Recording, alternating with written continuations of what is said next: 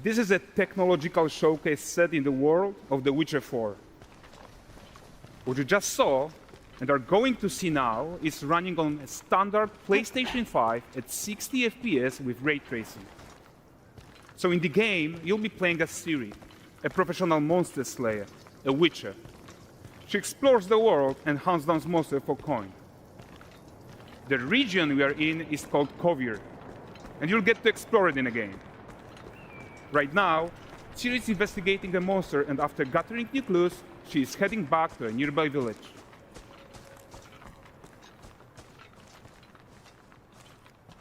All right, everyone, meet Kelpie. Let weeds be weeds, Kelpie. So just like Geralt had Roach, Ciri has her own loyal companion. We return to town. These two characters need to feel like one. Since you're gonna explore the world on horseback, riding needs to feel seamless, natural, and just fun.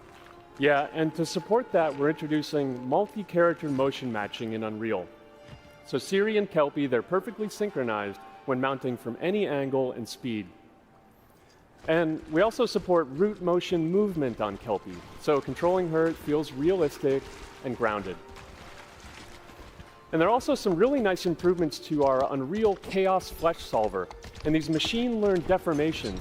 So you've got realistic muscles moving and stretching under Kelpie's skin without compromising the performance there.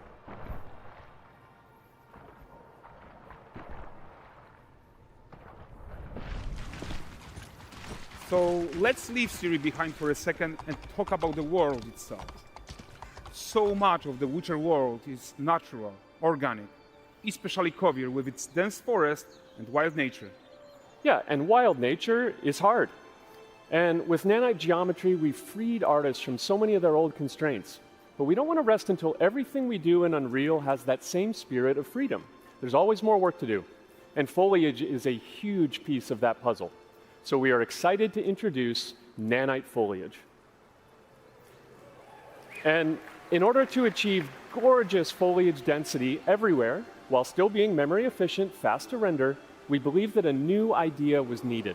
So instead of the same card approach we've been using for the past 20 years, artists should be free to take a nanite approach to foliage, modeling every single leaf and pine needle. And the old LOD tricks of the past, they needed a complete rethink.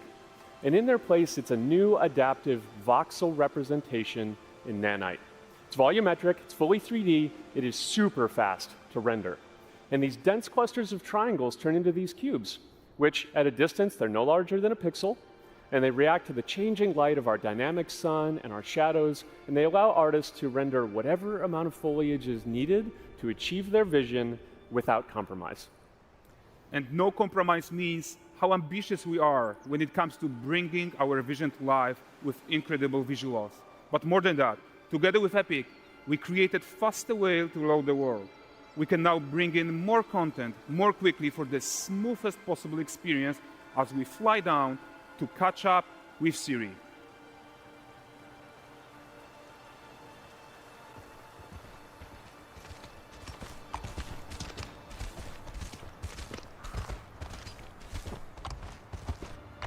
Welcome to Valdrest.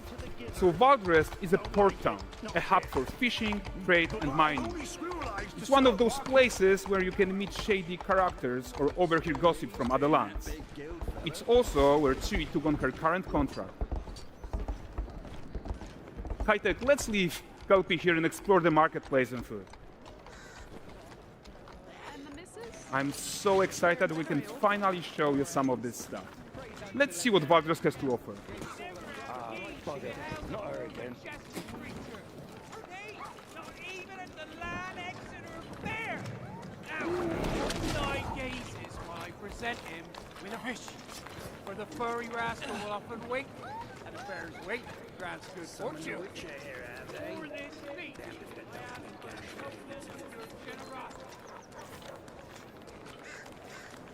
Pardon. Guys, notice how responsive the world is. Character actions directly affect what happens around you, sometimes even setting off chain reactions. Everything is working together.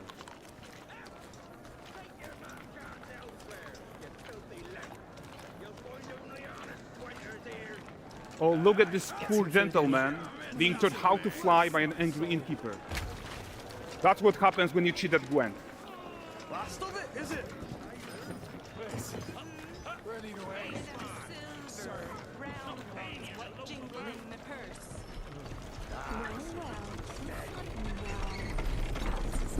Okay, so this is the guy who gave the quest his own. Like you probably suspect, he has his own agenda in all of this. You off your tits again, Wilfred. Get your ass up.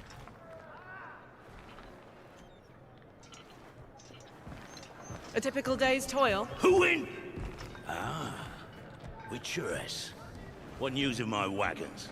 No eternity is taking that damn salt to arrive. I found them. And, well, suffice to say, they'll not reach you. As for the salt, I found not one speck. I presume this comes as no surprise to you. Now. Kavir's smuggling trade is of no concern to me. Shush, shush, shush. The manticore that flattened your cart and devoured your men, quite the opposite. Manticore? No, them winged hellspawn dwell in the arse end of Creighton, not here. While Siri decides what to do about that merchant, let's take a look at the character technology that powers this marketplace. Why don't we listen in on these fishmongers? They're selling their wares, chatting up customers. Morning, catch this is. Won't find none fresher. Reckon your lady's after one of them. Comes. Get this cleaned and gutted for you. You mind, dearest? Into seeing some and more. Got mackerel cod, all Braxton's finest. And there is tons of tech at play here, even in this simple market stall. Metahuman tools, improved Unreal smart objects, chaos cloth, and more.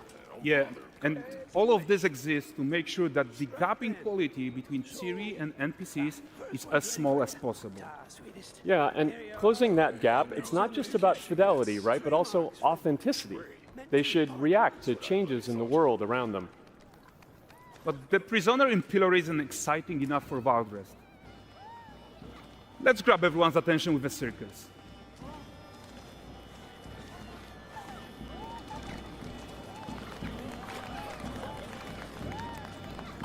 But the great performance deserves a huge crowd though. Let's crank it up.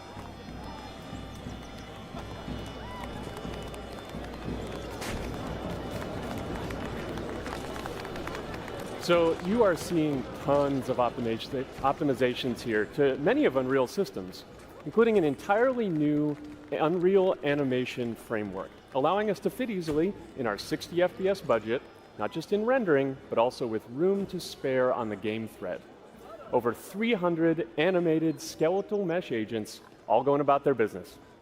And the whole point is to leave breathing room for developers like you to introduce the gameplay and the systems that your players expect, empowering you to make your worlds come to life without Unreal standing in your way.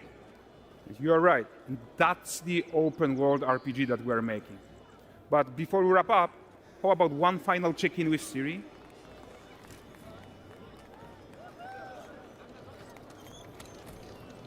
We are making this game to be the most immersive and ambitious open world Witcher game ever. And we are making this a reality thanks to our work on Unreal with the team at Epic. I think what we are doing together is going to bring in a new generation of open world RPGs, and I'm so proud of what we accomplished so far. We are too. So we're almost done, but before we go, here's a small gift for all Witcher fans. A first look at Lanexeter.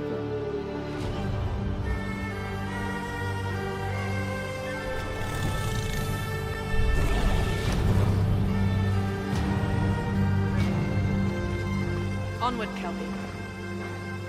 We've worked to do.